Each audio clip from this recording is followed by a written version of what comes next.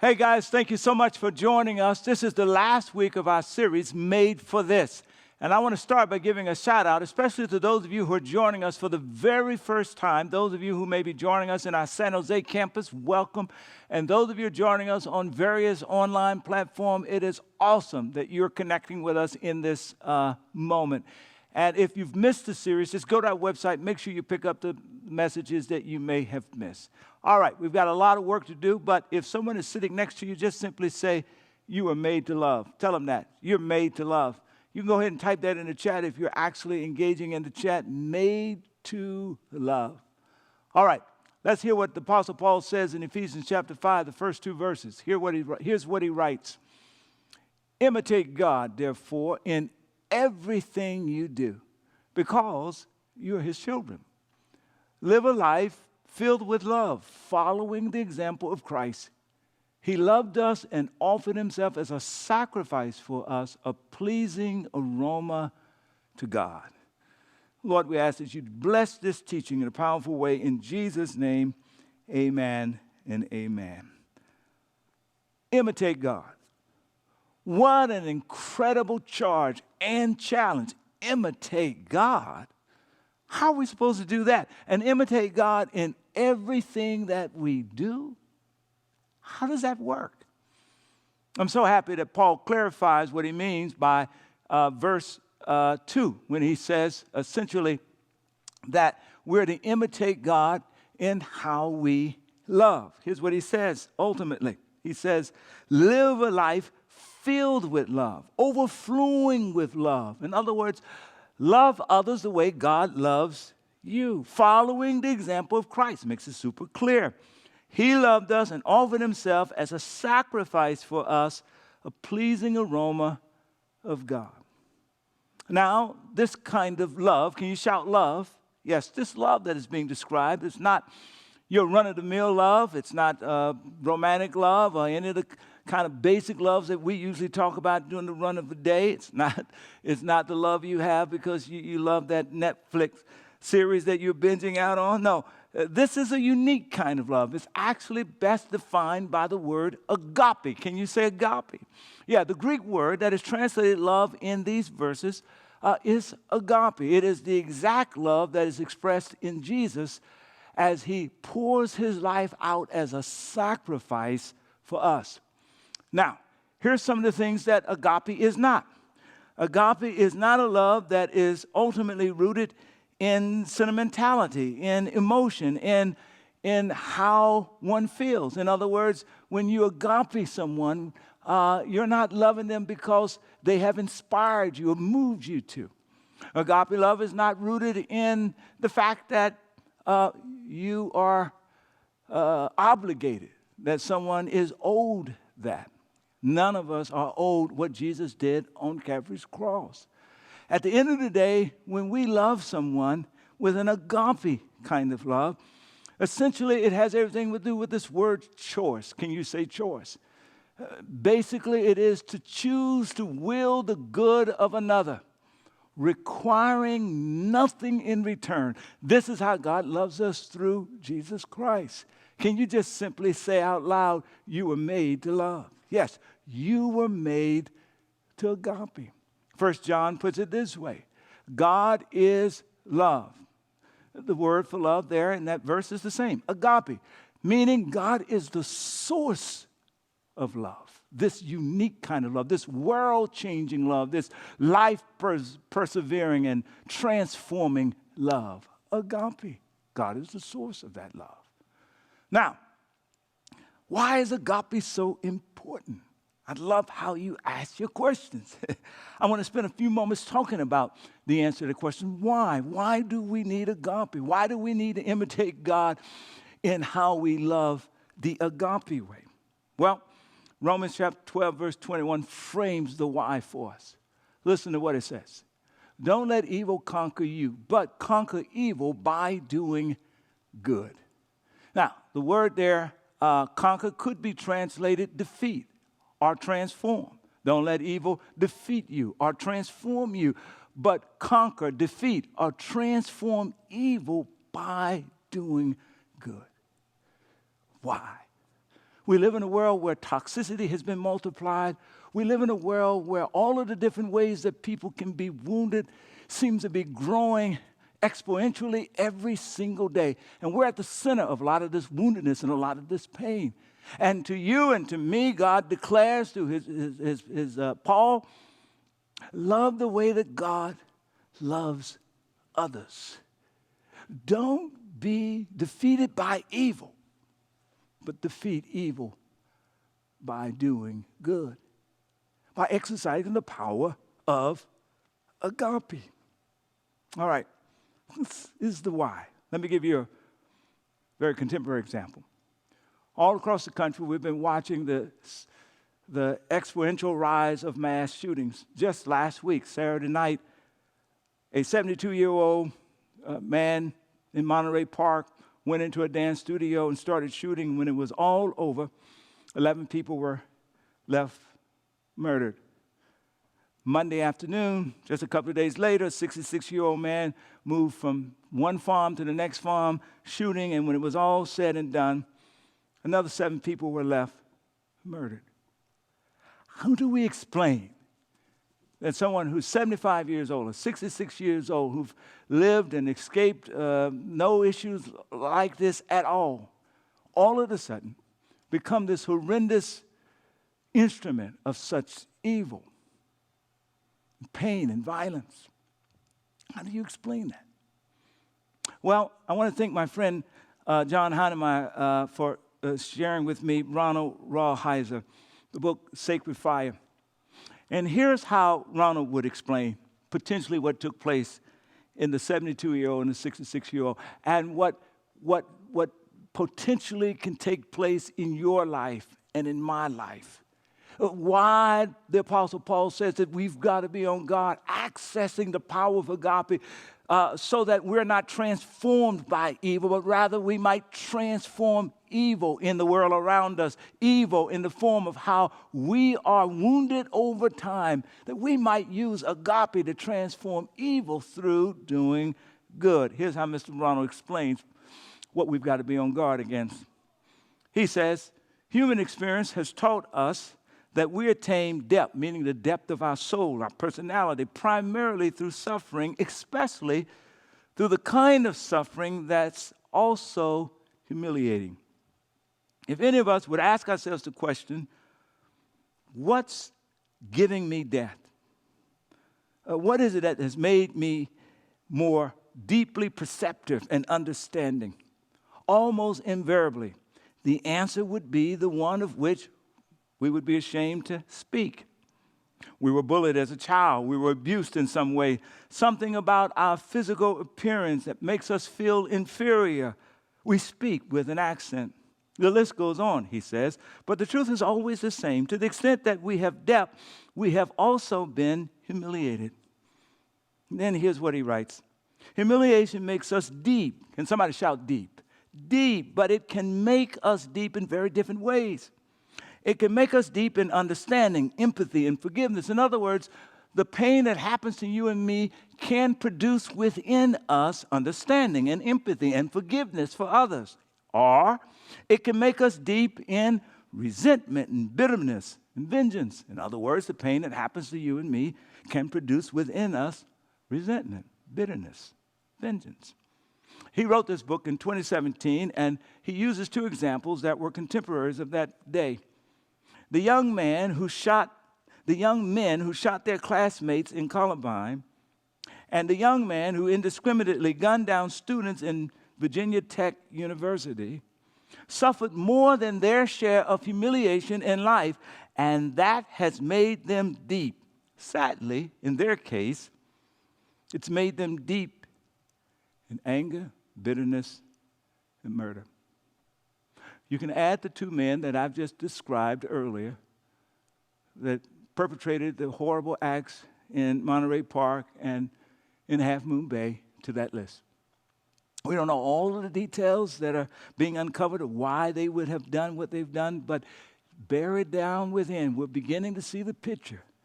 Bitterness, resentment, anger. In the world that you and I live in, as toxicity increases and multiplies, as family members are turning on one another, as craziness is going on around us, you and I, we are at risk. I want to suggest to you perhaps the greatest risk that you and I face is not necessarily that we're going to be shot down in a mall somewhere, but the greatest risk that you and I face is that the woundedness and the pain that comes at us on almost a daily basis can transform us into individuals who are defined by bitterness, anger, resentment. Individuals who are overcome, defeated, if you will, by evil, rather than individuals who, by accessing the power of agape love, defeats evil. So there's two questions I want you to wrestle with at this particular point as we work through the rest of this message, as we're thinking about what is the source of your depth? How does the depth in your life express itself? Is it empathy? Is it compassion? Is it forgiveness? Are you more prone to forgive and be compassionate and sensitive? Or are you more prone, particularly in reaction to hurt and pain, to be resentful and vengeance and bitter and strike out and try to hurt? Where do you fit there? I'm still talking about this notion of why agape love is so important. So here's the first question.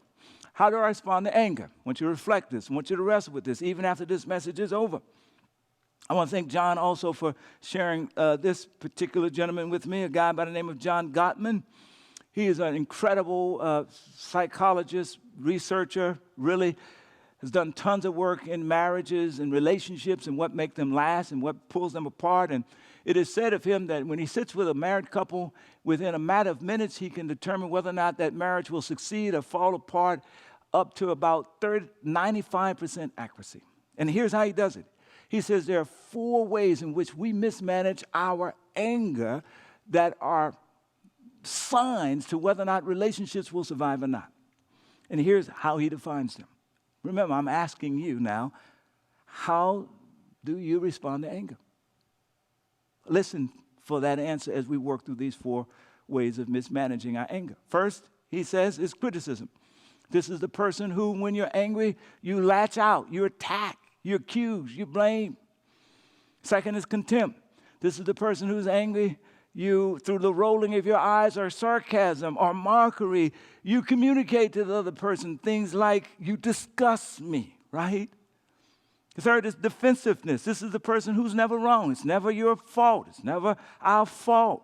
The last one is stonewall. This is the person who, when you're angry, you withdraw, you stop talking, you cut people off, right? You pout, you refuse to engage. He suggests these are ways that these mismanagement of anger leads to destruction of relationships. The opposite to this is to engage people from a perspective of agape. Listen, remember agape, when I love you from a place of agape, it's not based on how you've made me feel. It's not based on what you deserve. Watch this. When I love you with the love of God, simply because I'm a child of God, come on, I'm not only treating you better in the midst of struggle and conflict and fighting, but I'm also treating my heart in the process.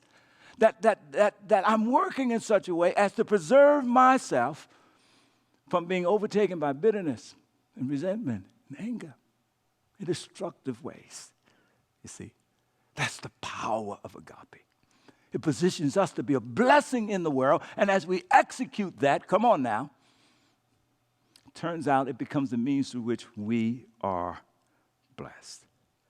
Okay, here's the second question I want you to wrestle with. How do I react to my enemies? The rest of this message and long after this message, I want you to think about this now. How do I react to my enemies? How do you react to your enemies? Now I'm backing into this thing about how does this work? How do we access agape? How do we make it work for us? How do we exercise that agape muscle so it grows and grows and gives us greater and greater capacity Chip Ingram now is our teacher. If you've been with us for a while, I've recommended this book, True Spirituality, Becoming a Roman 12 Christian. I've recommended a couple of times during the course of this series. In this book, he tells a fascinating story about he graduates from high school, he gets a scholarship to a small liberal arts college to play basketball. And there is a young fellow that he is calling for the sake of the book. He's not giving us the full name, the real name, Jimmy. Jimmy is a Vietnam vet. He's an ex-con.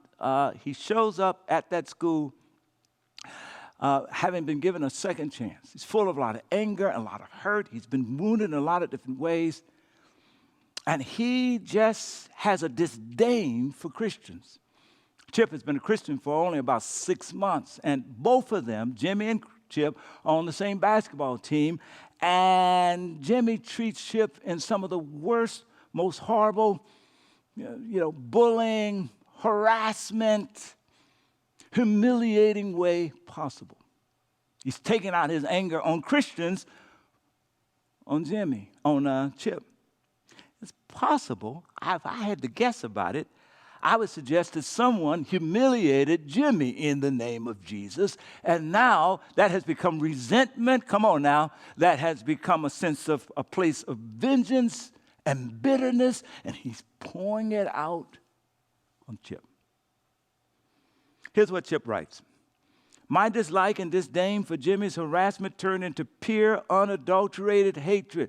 Listen, hear Paul writing in the background now as you listen to Chip. Come on, and what Chip is describing, he's describing not just his experience, he's describing my experience and your experience at some point along the line, right? And here Paul says, don't be overcome by evil, but overcome evil through doing good. But listen to Chip as he describes what happens to us when other people hurt us. He's describing his story. He says, my dislike, my disdain for Jimmy's harassment turned into pure and unadulterated hatred. I had anger fantasies that I'm ashamed to share. I wanted to hurt Jimmy. I wanted to pay him back. I wanted him out of my life. And in a moment of weakness, under the right circumstances, I'm certain I could have done something that I would be sorry for doing the rest of my life. And if in that very moment you took Chip's heart and opened it up, I'm talking about his spiritual, his emotional heart, and laid it right beside those guys that I talked about at the beginning of this message who did all of that shooting and killing, you'd find hatred in Chip's heart, you'd find hatred in their heart, and there are various moments throughout all our lives that if you open up our emotional and our spiritual hearts because of the hurt and the pain that has flown to us, you would find similar stuff in us. But thank God for agape. Somebody shout, thank God for agape. Thank God for the love of God, for how he loves us. That's the beginning. How he loves us, not based on what we deserve, not based on how we always make him feel, but how he loves us is supposed to equip us to love others. Not based on what they deserve, not based on how they make us feel, but love them with the love of God. Its greatest effect is on us first. All right, so how does this work? Somebody shout, how? How does this work? I love the way you ask your questions.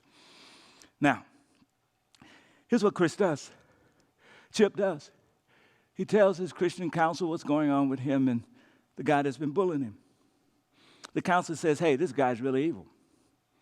And then the counselor says, I only know one power that's greater than evil.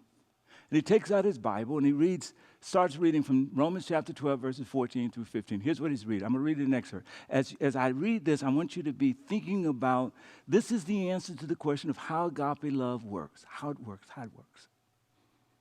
Bless those who persecute you. Don't curse them, but pray that God will bless them. Be happy with those who are happy and weep with those who weep. Never pay back evil with more evil. Do things in such a way that everyone can see that you are honorable. Dear friends, listen. Never take revenge. Leave that to the righteous anger of God, for the scriptures tell us that God declares, I will take revenge. I'll pay them back. Come on now. Instead, if your enemies are hungry, feed them. If they're thirsty, give them something to drink. In doing this, you will heap burning coals of shame on their heads. And here comes a crescendo moment. It all leads to this. Don't let evil conquer you, but conquer evil by doing good. That's the how. That's the how. That's how it looks. As you interact with people who hurt you at work or at home, as you interact with people who've hurt you in your extended family, that's how agape love looks. As you interact with that parent, interact with that child, that's how it looks. My. Well, let me tell you what Chip's response was. It was probably very similar to what my response has been over time as I've thought about how to live that passage out, and certainly yours as well. Chip was polite. He was polite to the guy that told him this, but deep down inside he was thinking, are you crazy? Have you lost your mind? Why should I bless someone who had been so mean and unkind to me? Why should I care, let alone be kind to someone who verbally abused me and embarrassed me and even threatened my life on an occasion? How does this command to bless helps me to overcome evil, and why should I even consider doing it? Have you lost your mind? But keep in mind, Chip was a young Christian, and later on in doing a little research on the passage that was read, he discovered that really what Paul was doing was really reteaching what Jesus had unleashed in the world. When Jesus said in Matthew chapter 5 these words, he says, listen, you have heard the law that says, love your neighbor and hate your enemy. But I say, love your enemies. Pray for those who persecute you. Agape love. Agape love. Let me tell you, here's what agape love does not mean. It does not mean staying in a physically or sexually abusive relationship in the name of agape love. It does not mean reestablishing contact with people who are deadly and dangerous in the name of agape love. It does not mean that. It does not necessarily always mean reconciliation between you and a person who has hurt you, although oftentimes that is a byproduct. Agape love, when you exercise it the way the scriptures have just laid it out, the way Jesus have just challenges us, agape love, listen to me, the first goal is not reconciliation. The first goal is restoration, beginning with you. Your heart over against resentment and bitterness and anger, come on, that can turn into something harmful and even violent and destructive. Yes, restoration of you.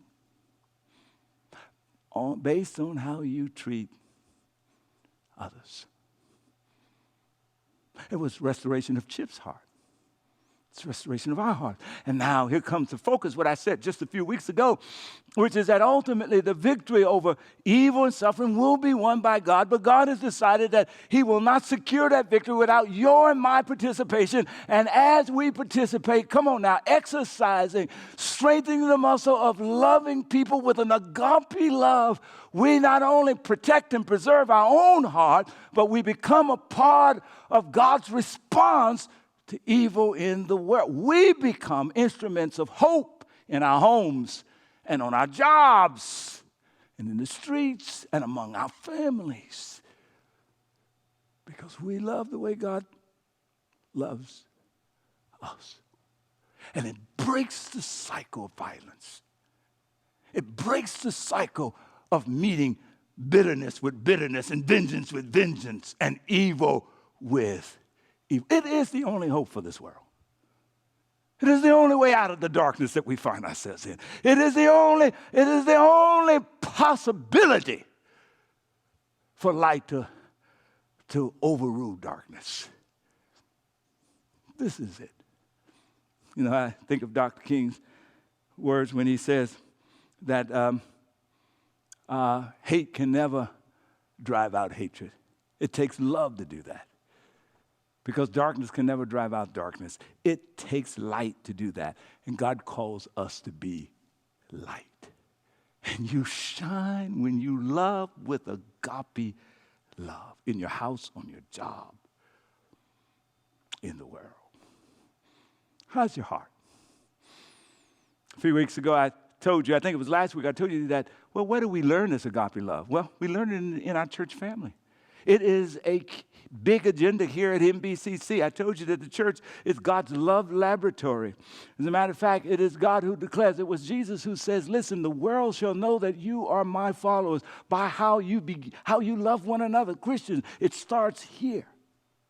Listen to what Paul writes in Romans 12:9. He says this, don't just pretend to love. He's talking about Christians inside of a church family. Don't just pretend to love others. Really, really, really, really love them. Now, as I talk about how, let me get very practical. I want to zero in on these two verses here. Listen, bless those who persecute you. Don't curse them. Pray that God will bless them. Be happy with those who are happy and weep with those who weep. All right, let's talk practically about how we unleash agape love in our lives and in the world around us. Here it is. It's a choice that you make. Here's the choice. Choose to bless and not curse. Choose to bless. Shout bless. And not curse. Now, we bless through three different ways. We bless others through what we say, how we pray, and what we do. And it's all contained in these two verses that I just read. First of all, we bless others through what we say. Listen, to bless someone literally means to wish someone well, to desire God's favor and blessing upon their lives. And one of the ways to bless someone is just simply to proclaim Numbers chapter 6, verse 24 through 26 over their lives. Come on, that when Chip would wake up in the morning, the challenge for him was to think about Jimmy and to proclaim the blessing of Numbers 6, 24, 26 over his life. Here it is right here. Think about the person who's wounded you. Think about the person who's hurt you most recently. And then declare this over their lives. May the Lord bless you and protect you. May the Lord smile on you and be gracious to you. May the Lord show you his favor and give you his peace. I don't mean that, that they are to get off the hook for whatever this stuff is, that you don't hold people accountable. It just means that you rise every morning and you proclaim a blessing. You picture them in your mind and you proclaim a blessing over your life. As you proclaim a blessing over their life, God is working on your heart.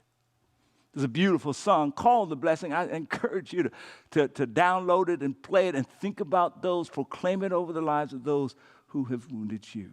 It begins with what you say. Then secondly, it moves to how you pray. Notice the text. The text says, pray that God will bless them. Don't just proclaim it, but begin to call on the powers of heaven. Lord, bless them. Now, we got to think about how we pray, because usually, oftentimes, when we begin to pray for those who wound us, who are our enemies, our adversaries, right, we often start praying this kind of prayer. God, get them. It's kind of like the fellas when I grew up in the neighborhood and they wanted to mess with somebody and they were walking with their dogs. They were sick the dogs. They said, sick them, sick them, sick them. And so oftentimes, that's how we think about God. Sick them, sick them, sick them. God, get them. Pay them back, right? Execute justice in their lives. God, get them and fix them. Get them and fix them. Get them and fix them. And while that may be the place where you want to start praying, you don't want to end up praying there. You want to move to God, forgive them and heal them. Yeah, that's where you want to land. God, forgive them and heal them. And as you're asking God to forgive them and heal them, you're also working through your own resentment and your own bitterness as you're praying for them. And you're recognizing that if somebody treats you cold, it's because there's a deep freeze in their own soul. Come on now. You're recognizing that hurt people hurt other people. This, as you pray, forgive them and heal them. You're recalibrating your heart by agape love, reminding yourself that these are not bad people, as Dr. King talked about what Jesus was thinking when he was dying on the cross and says, Father, forgive them. They know not what they're doing. These are not bad people. These are wounded people. These are blind people. But the final place that you want to end up with as you pray for them, God, forgive them, heal them, bless them. And Chip tells the story. He says that it took him 2 years praying consistently before he got a release and got delivered from the resentment that he had in his heart about Jimmy. He says about 18 months in, a friend of his came and told him, look, here's Jimmy is finally turning his life around. He's doing something. He's in a whole nother state and so forth and so on. And Chip said he put that Christian smile on his face and pretended like it was great. But all he felt inside was anger and resentment and bitterness. He said he knew he had a lot more work to do spiritually. He kept proclaiming a blessing, kept praying for blessing. Past the 2-year marks, Chip says he was about to preach at his home church, and a friend of his, just before he got up to the pulpit, said, hey, I got an update on Jimmy. He shared with him an update, and Chip said that was the first time that he felt a sense of joy. And he knew that his heart had begun to heal. In that moment, it became true of Chip that he overcame, he defeated, he transformed evil by doing good. Not out there, but in here. Wow. I just mentioned it a few moments ago. This is what Jesus models on the cross. He's dying on the cross. And he reminds us that the posture of God's heart towards you and me is to bless us, not to curse us. And we hear Jesus dying on the cross. Here's what he says, Father, forgive them, for they do not know what they're doing. They're not bad people, they're blind people. They're not bad people, they are wounded. He's praying for the people who are killing him and gambling at his feet. That is the power, y'all, I tell you, that has the ability to change the world around you and to change you. Oh, one more point, though. Move from proclaiming to praying to acting on it. That's what this verse meant. And I'm coming to the end here. That's what the verse meant when when Paul says, bless them, don't curse. Ask God, pray that God will bless them. And then Paul said these words. He said this. He said, be happy with those who are happy. And he said, weep with those who weep. And what he's saying is this, the person who's been the source of your woundedness, when something wonderful happens in their lives, in Chip's case, it's Jimmy, right? If he got a promotion or a graduation, if he ended up getting married, if he ended up with the birth of a child, you send a card. You send a gift. You show up and you celebrate with them, shocking them, right? Can't you hear Paul, right? Come on. If your enemy is hungry, feed him. If he or she is thirsty, give them something to drink, shocking them. This is uncharacteristic. This is different. This is, wow, could this be love? And when that same person is struggling with disease, maybe it's cancer or an important relationship has dissolved, or there's been a death of a child in their family, right? You show up and you weep with them. Where and when it's appropriate. And if it's not appropriate to show up because of some of the stuff we talked about earlier, you send a note or a letter, you communicate to them. You're weeping with them. That is the powerful copy love that changes you and changes them and changes the world. It releases God to be at work on your job, at work in your house, at work in the very places that have been the very center of pain. Here's my last point. Ultimately, we end what we started. Paul says, listen, live a life filled with love that overflows with the same love that we see in Jesus Christ, who was willing to offer himself as a sacrifice. It is a great and grand aroma to God. It's a reminder that God deals with us with an incredible patience, and that the posture of God's heart is to bless us and not curse us. Never confuse God with what's going on around you. You see, sometimes the consequences of our poor decisions will curse us, but never confuse that with God cursing you. Sometimes the environment will curse us, right? The brokenness in the house around us, or the storms that show up in life around us will curse us, but never confuse that with God, because God's heart is not to curse, but to bless you. To bless you. To fill your life with redeeming love. That is his posture. And God has taken the posture that he's patient. He's patient to see you develop and become all that you can be. And we must be that for others. And in the same way, we are his light in the world. Amen and amen. Choose the bless and not the curse. Here's your reflection question. Who will I choose to bless and not curse? Think about the person that's been that is at the when I say woundedness and pain, somebody comes to your mind. That's the person. Proclaim blessing over that person's life. Pray that God will forgive, heal, and bless that person. And then look for an opportunity to be happy with them, to weep with them, to release agape love into their lives, and watch how it sets you free. God bless you. We'll see you next week.